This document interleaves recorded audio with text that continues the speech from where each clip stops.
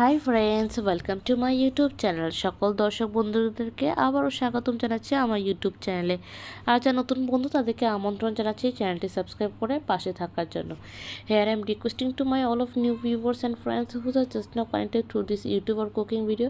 Please subscribe my YouTube channel and stay connected. And if you guys are enjoy my cooking video of any of part, so please do like and share with your near and dear ones. তো বন্ধুরা, আজকের রেসিপিটি যদি কোনো অংশ আপনাদের ভালো লেগে থাকে সেক্ষেত্রে বিনীত অনুরোধ জানাচ্ছি ভিডিওটি লাইক এবং শেয়ার করে বরাবর মতো পাশে থাকার জন্য। আর বন্ধুরা, আজকে নববর্ষের দিনে আমরা ভাবলাম একটি ভিন্ন স্বাদে ভিন্ন রকমের একটি রেসিপি আনি, যেটা কিনা আমার ছোটোবেলায় অনেক অনেক পছন্দের একটু রেসিপি। তো আজকে অনেক রিকোয়েস্ট করে মাকে বলেছিলাম যে এই রেসিপিটি করে ফেলো, আমারও খাওয়া হবে প্লাস আমার বন্ধুদেরকেও দেখানো হবে। তো বন্ধুরা, এটা হচ্ছে আমার অনেক ফেভারিট একটা চিকেন রেসিপি, সেটা ছিল মালমাল chicken curry recipe. I hope this different unique recipe will give you better insights, and please let us know your valuable comments in our comment section. So friends, আর কথা না বলিয়ে চলুন ধরে শুরু করি। এখানে নিয়ে নিচ্ছি 4টা সেদ্ধ আলু, নিয়ে নিচ্ছি গোলমরিচ, 4-5টা কাজু বাদাম, নিয়ে নিচ্ছি হলো শুকনো মরিচ। তো কাজু বাদামটাকে আমি আগে থেকে ভিজিয়ে নিয়েছি, তো ভিজিয়ে জলটা আলাদা করে নিয়ে নিচ্ছি। এখন ভেজানো কাজু বাদাম, শুকনো মরিচ আর গোলমরিচ আমি এখানে পেস্ট করে নিয়ে নিচ্ছি। এখন সেই সেদ্ধ করে আলুটাকে আমি এভাবে করে ক্রাশড করে দিয়ে দিচ্ছি, যেভাবে করে দেখানো হচ্ছে। আমি এখানে 4টা আলু নিচ্ছি, টোটাল একটি আস্ত চিকেনের জন্য, মানে একটি গোটা মুরগির জন্য আমি নিয়ে নিচ্ছি। তো বন্ধুরা, তোমাদের অনুসারে বুঝে নিবে রেশিওটি। তো এখন আমি এটাকে একটি ফাইন পেস্ট করে নেবো, একদম একদম মিহিন হতে হবে পেস্টটি। তো তোমরা দেখতে পাচ্ছ ঠিক কতটা মিহিনের এখানে প্রয়োজনীয়তা রয়েছে। এখন চলে যাব ম্যারিনেশনে। তো আমি এখানে একটি আস্ত চিকেনে প্রথমে দিয়ে দিচ্ছি নুন, দিয়ে দিচ্ছি হলুদের গুঁড়ো, দিয়ে দিচ্ছি লাল মরিচের গুঁড়ো,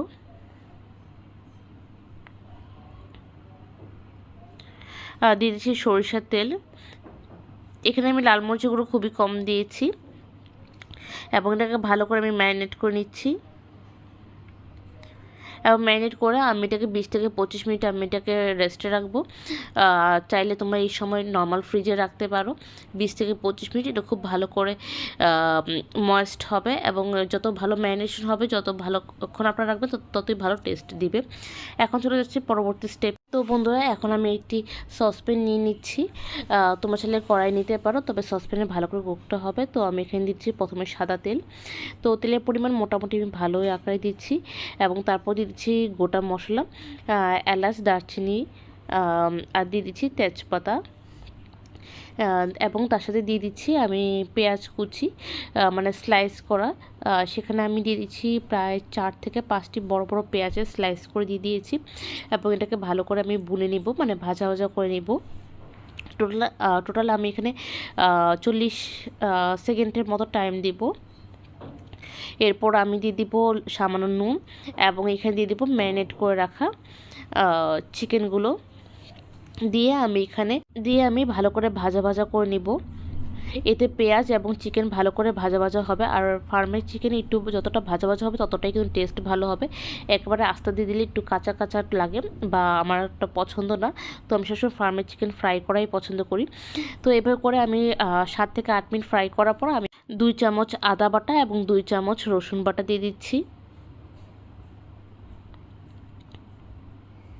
এবং উঁচু করে রসুন বাটাগুলো দিয়েছি, মানে 1 চামচ একটু উঁচু করে দিয়ে দিচ্ছি। এবং দিয়ে দিচ্ছি সামান্য হলুদের গুঁড়ো, দিয়ে দিচ্ছি সামান্য জিরার গুঁড়ো, ধনিয়ার গুঁড়ো, হাফ টেবিল স্পুন জিরার গুঁড়ো এবং হাফ টেবিল স্পুন ধনিয়ার গুঁড়ো দিয়ে দিচ্ছি। এরপর আমি দিয়ে দিচ্ছি হাফ টেবিল স্পুন লাল মরিচের গুঁড়ো, দিয়ে আমি এটাকে ভালো করে কষাতে থাকবো। যেহেতু বলেছি বন্ধুরা, চিকেনটাকে একটু ভালো করে ভাজা ভাজা করে নিব। তো এখন এদিকে মশলা কষানো এবং chicken fry at the same টাইমে আমি করে যাচ্ছি। তো এভাবে করে 5 থেকে 6 মিনিট কুক করার পর যখন মশলা থেকে তেলটি বিভক্ত হয়ে গেছে, তখন আমি চেরা কাঁচা লঙ্কা দিয়ে দিচ্ছি, এবং চেরা কাঁচা লঙ্কা দেওয়ার পর আমি সেই পেস্টটা দিয়ে দিচ্ছি, সেই আলু সেদ্ধর পেস্টটি, যেখানে গোলমরিচের গুঁড়ো দেওয়া হয়েছে। তো এই পেস্টটাকে আমি ভালো করে দিয়ে দিচ্ছি, আর যতটুকু রয়ে যাবে সেটুকু আমি জল দিয়ে মিশিয়ে সুন্দরভাবে এখানে অ্যাড করে দিব। আর এখানে আমি অল্প অল্প করে দিচ্ছি, আর একটু ভালো করে মিক্সড করে নিচ্ছি। আর শেষে যেটা বলেছিলাম যে দিয়ে একটু সামান্য জল দিয়ে আমি ধুয়ে করে দিয়েছি।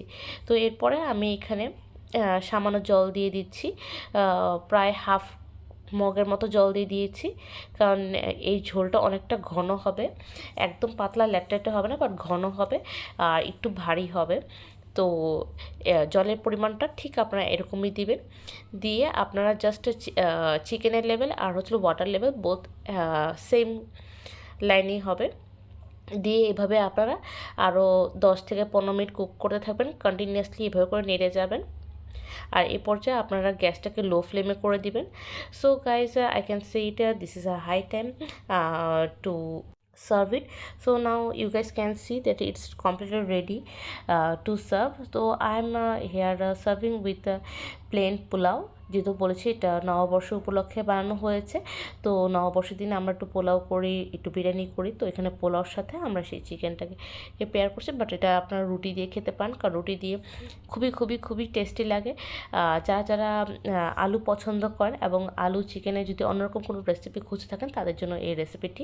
তো বন্ধুরা, প্লিজ রেসিপিটি বাসায় একবার হলেও ট্রাই করবেন এবং প্লিজ জানাবেন। আশা করি আপনাদের অনেক অনেক ভালো লাগবে এবং কার কেমন লাগলো অবশ্যই জানাবেন, কারণ আপনাদের প্রতিটি মন্তব্য আমাদের উৎসাহের কারণ হয়ে থাকে। তো বন্ধুরা, আজকের রেসিপিটি এতটুকুই রইল। আবার দেখা হবে অন্য একটি রেসিপি নিয়ে, অন্যরকম কথোপকথন নিয়ে। ততক্ষণ পর্যন্ত সুস্থ থাকুন, ভালো থাকুন, take care, tata, bye bye and good night.